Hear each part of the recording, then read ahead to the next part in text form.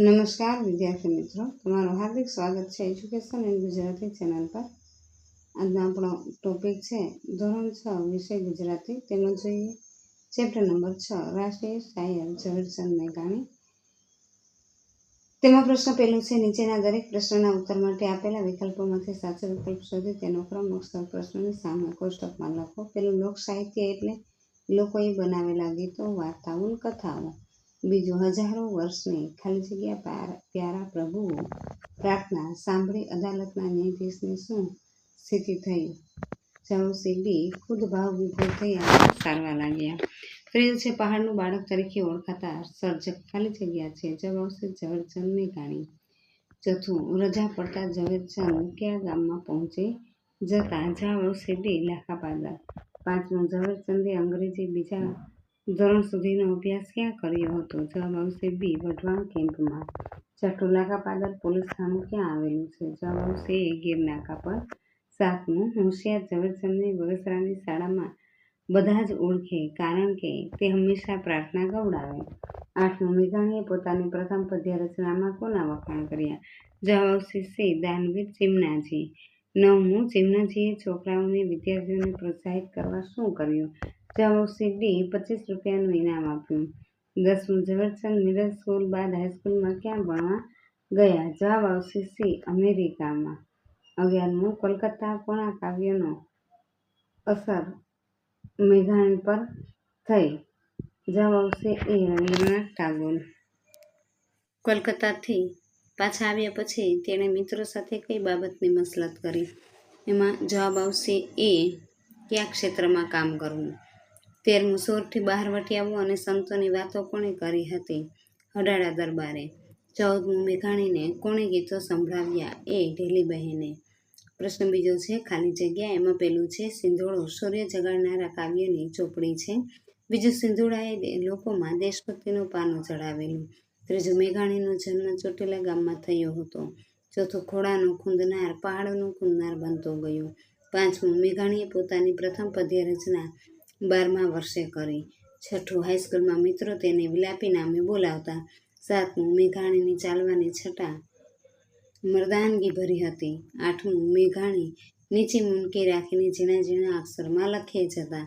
નવમું, મેઘાણી ચારણોના નેસમાં દુલાભાયા કાક સાથે ગયા હતા। 10મું, મેઘાણીનો લોકપ્રિય વાર્તા સંગ્રહ સૌરાષ્ટ્રની રસધાર છે। ત્રીજું છે, ખરા ખોટા। એમાં પેલું છે, સિંધોડાના કાવ્ય વાંચનાર કે સાંભળનારને અંગ્રેજ સરકાર વિરુદ્ધ ગુસ્સો વધી જતો હતો। આ વિધાન સાચું છે। બીજું, ઝવેરચંદ શરમાળ હતા પણ તેમને ઘણા મિત્રો હતા। આ વિધાન પણ સાચું છે। ત્રીજું, ઝવેરચંદ પહાડ, ઝરણા, વનરાજી વચ્ચે મોટા થયા હતા। આ વિધાન સાચું છે। ચોથું, પોતાની વાછરડીની સિંહથી બચાવનારી ચારણની છોકરીને જોઈને ઝવેરચંદ ચારણ કન્યા ગીત રચ્યું। આ વિધાન સાચું છે। પાંચમું, ઝવેરચંદે બધી વાર્તાઓ જેમ બોલાતી હોય તેમ જ લખી। આ વિધાન સાચું છે। છઠ્ઠું, મેઘાણીએ બાળકો, કિશોરો અને મોટેરા એમ બધા માટે ગીતો, વાર્તાઓ લખ્યા છે। આ વિધાન સાચું છે। હીરબાઈ, આલેખ ઘરપડો, જોગીદાસ ખુમાણ, દાના ભગત, સંત દેવીદાસ વગેરે જીવતા જાગતા માણસો હતા। આ વિધાન સાચું છે। અને આઠમું, ઝવેરચંદ મેઘાણી લોકકથાકાર તરીકે પ્રખ્યાત છે। આ વિધાન ખોટું છે। ત્યારબાદ આપણે જોઈએ પ્રશ્ન ચોથો, વાક્યમાંથી ખોટો વિકલ્પ ચીકી નાખો। પેલું છે, ઈસવીસન 1930માં સત્યાગ્રહનું આંદોલન થયું હતું। બીજું, સિંધોડાના ગીતો સાંભળીને લોકોમાં દેશભક્તિનો ઉત્સાહ વધ્યો। ત્રીજું, પ્રજાની સંવેદનાઓ હજારો વર્ષ જૂની છે। ચોથું, ઝવેરચંદના પિતા કાળીદાસ પોલીસ જમાદારનો હોદ્દો ધરાવતા હતા। પાંચમું, ડાઠા ચોક, ચોટીલા, લાખાપાદર વગેરે ગામો ડુંગરાળ પ્રદેશ છે। છઠ્ઠું, કોલકાતામાં તેઓ બંગાળી ભાષા શીખ્યા। અને સાતમું, ઢેલીબહેન મેરાણી હતા। પ્રશ્ન 6, નીચેના પ્રશ્નોના એક એક વાક્યમાં ઉત્તર આપો। પેલું, સિંધોડો કોણે જપ્ત કર્યો? કેમ? સિંધોડો તે વખતની સરકારે જપ્ત કર્યો કારણ કે સિંધોડો લોકોમાં દેશભક્તિનો પાનો ચડાવેલો। બીજું, મેઘાણી સિંધોડાના કાવ્ય કેવી રીતે ગાતા? મેઘાણી સિંધોડાના કાવ્ય કંઠે દેશભક્તિની સભર ભાવનાથી ગાતા। ત્રીજું, છેલ્લે પ્રાર્થના ક્યારે, કયા સ્થળે અને કોણે ગાઈ? કે જ્યારે ઝવેરચંદ મેઘાણીને ધંધુકાની અદાલતમાં 2 વર્ષની સજા ફટકારવામાં આવી ત્યારે તે પોતાના નિવેદન સાથે અંગ્રેજોના રાજમાં ભારતની ગુલામ પ્રજાને પડતી તકલીફોને ગૂંથી લેતી છેલ્લી પ્રાર્થના કવિતા ગાઈ. ચોથું, મિડલ સ્કૂલ બાદ ઝવેરચંદની ભણવાની વ્યવસ્થા ક્યાં થઈ? મિડલ સ્કૂલ બાદ ઝવેરચંદની ભણવાની વ્યવસ્થા અમરેલીની હાઈસ્કૂલમાં થઈ. પાંચમું, ઝવેરચંદ ભાવનગરની કોલેજમાં ક્યારે પ્રવેશ લીધો? ઝવેરચંદે મેટ્રિક પાસ કરીને ઈસવીસન 1913માં ભાવનગરની કોલેજમાં પ્રવેશ લીધો. છઠ્ઠું, ઝવેરચંદને કોલકાતા કેમ જવું પડ્યું? ત્યાં જઈને તેણે શું કર્યું? કૌટુંબિક કારણોસર ઝવેરચંદે કોલકાતા રહેવા જવું પડ્યું. ત્યાં બંગાળી ભાષા શીખીને બંગાળી સાહિત્યનો પરિચય કર્યો. સાતમું, ઝવેરચંદને શેની લગ્ન લાગેલી? ઝવેરચંદને જૈનોની પાઠશાળામાં 57 ગાવાની લગ્ન લાગેલી. આઠમું, ચારણ કન્યા કેટલા વર્ષની હતી? તેનું નામ શું હતું? ચારણ કન્યા 14 વર્ષની હતી. તેનું નામ હીરબાઈ હતું. નવમું, કયામતને દિવસે તમારી બૂમ પડશે ત્યારે ક્યાં ગયો પેલો લોકસાહિત્યવાળો? એમ પડશે. આપેલા વાક્ય કોણ કોને કહે છે? આપેલ વાક્ય ઉમાશંકર જોશી ઝવેરચંદ મેઘાણીને કહે છે. 10મું, એવી જ બૂમ પડે એ મારી અંતરની આકાંક્ષા છે. આપેલ વાક્ય કોણ કોને કહે છે? આપેલ વાક્ય ઝવેરચંદ મેઘાણી ઉમાશંકર જોશીને કહે છે. 11મું, મેઘાણીને કયા કયા ઉપનામ મળ્યા હતા?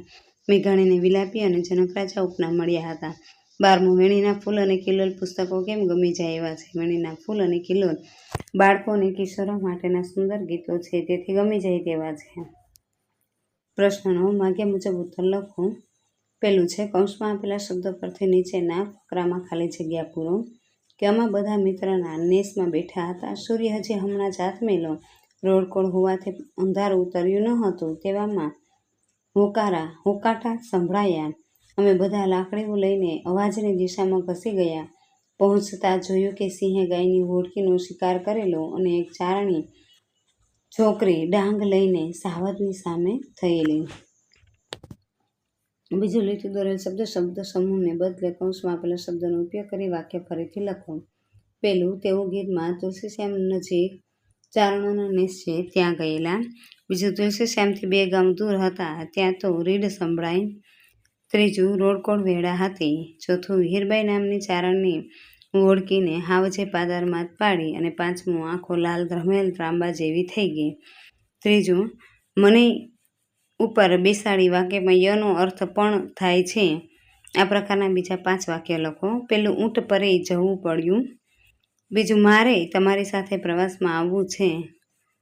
ત્રીજું, તમારે કસરતે કરવી જોઈએ.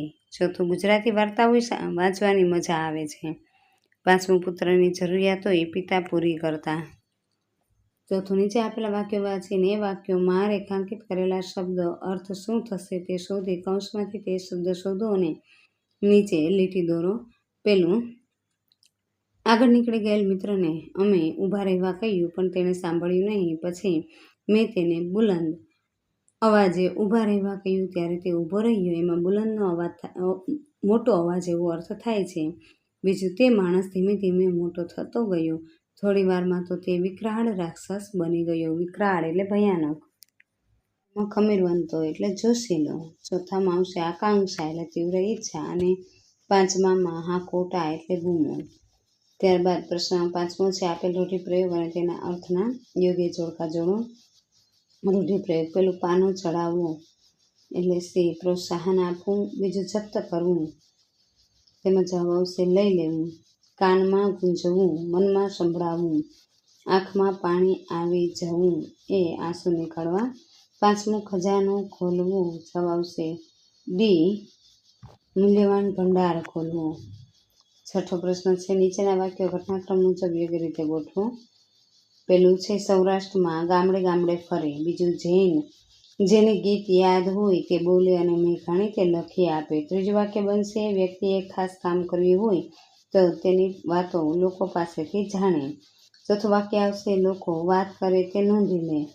પાંચમું, ઘરે પહોંચીને લખાણ સરખું કરે, લોકોને ગમે તે રીતે સુધારા કરે. છઠ્ઠું, મળેલી વાત પરથી વાર્તા બનાવે. અને સાતમું છે, આવા ગીત અને વાર્તાઓ ભેગા થાય એટલે એની ચોપડી છપાવે.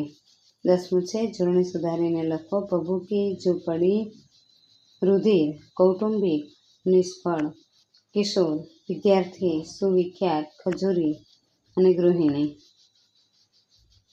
11મો પ્રશ્ન છે, સમાનાર્થી શબ્દ મહેર, દયા અને કૃપા. સાટું એટલે સારું, માટે, વાટ, રાહ, રસ્તો, વોકળો એટલે નાળું, વહેડો, વસમું, કપરું, મુશ્કેલ, રીડ એટલે રાડ અને બૂમ, મસલત, વિચારણા, સંતલત અને સાવજ, સિંહ અને વનરાજ, હઠ લગ્ની, બેડા, સમય, 11મું પાદર, ભાગોળ, વાન એટલે વર્ણ, સુગંધ, સુવાસ, ખુશ્બુ, કડપ, ધાક અને આંખ. વિરુદ્ધાર્થી શબ્દ દેશ, વિદેશ, પરદેશી, સ્વદેશી, અહિંસક, હિંસક, સર્જક, વિનાશક, બાળપણ, ઘડપણ, ગામ, શહેર, આકર્ષણ, અપાકર્ષણ, દોસ્તી, દુશ્મની, સ્વીકાર, અસ્વીકાર, લોભ, નિર્લોભ, નિષ્ફળ, સફળ, સજ્જન ને દુર્જન. શબ્દ સમૂહ માટેનો એક શબ્દ લખો. ભરવાડોએ જંગલમાં બાંધેલા ઝૂંપડાનું નામ. નેસ. 2.5 કિલોમીટર જેટલા અંતરનું એક પરિમાણ. ગાંવ. ઈશ્વર આગળ ન્યાયનો દિવસ. કયામત. લોકોમાં પ્રચલિત થયેલું ગમતું ગીત. લોકગીત. સત્યનું પાલન કરવાનો આગ્રહ રાખવો તે સત્ય. સત્યાગ્રહ. સિપાહીઓની નાની ટુકડીની ઉપરી. જમાદાર. નિયત કાર્ય માટે કામચલાઉ વસવાટ. કેમ્પ. સાથે મળીને થતી વિચારણા. મસલત. રૂઢિપ્રયોગ. અંધારું ઉતરવું એટલે સૂર્યાસ્ત થવું. સાંજનો વખત હોવાથી હજી અંધારું ઉતર્યું નહોતું. ભભૂકી ઉઠવું. સળગી ઉઠવું. અત્યંત ઉત્તેજિત થવું. લોકોમાં અહિંસક યુદ્ધ કરવાનો ભાવ આગની માફક ભભૂકી ઉઠ્યો. પ્રગટ થવું એટલે પ્રસિદ્ધ થવું, પ્રકાશિત થવું. મેગેઝિનના પ્રથમ અંકમાં ઝવેરચંદનો પ્રથમ લેખ પ્રગટ થયો. ચોથું. હૈયામાં લાગવું એટલે હૃદયમાં લાગણી થવી. મેઘાણીના હૈયામાં લાગ્યું કે ગીતે મઢી આ રાત પોતે કદી ન ભૂલી શકે. 5મું. રૂવાટા ઊભા થવા. ભયથી, વિસ્મયથી કે આનંદથી રોમાંચ થવું. સામેથી અચાનક સિંહ પસાર થતા સૌના રૂવાટા ઊભા થઈ ગયા. 6. રીડ થવી. બૂમાબૂમ કે પોકાર થવું. તુલસીશ્યામથી 2 ગાઉં. અમે ખજૂરીની નિસળે હતા ત્યાં જ રીડ થઈ. હાવજ ડણક. નીચેના શબ્દોને શબ્દકોશના ક્રમમાં ગોઠવો. પહેલું. ગોવાળ, જંગલ, ડુંગર, દુકાન, બગીચો ને સુગંધી. બીજું. આંદોલન, ઈશ્વર, કયામત, તિરસ્કાર, પાદર, વિચારણા. ત્રપદા શબ્દોના શ્રેષ્ઠ રૂપ. મણ એટલે માણસ, કપાણ, ઉતાવળ, કવ એટલે કહું, કે એટલે કહે, થયું એટલે થયું, માંડી, શરૂ કરી, કોર એટલે તરફ, સેતર, ખેતર, જ્યાં, ક્યાં, નિહાર એટલે નિશાળ, ઉરી, નજીક, મોઢડું, મોઢું, ચેમ, કેમ, જઈતી, ગઈતી, કોણ, કોણ, બુન, બોન એટલે બહેન, સાબ એટલે સાહેબ, અડાડી, રકાબી, હિંડો, હિંડો એટલે ચાલો, પોયરી, છોકરી અને હુડકી, વાછરડી.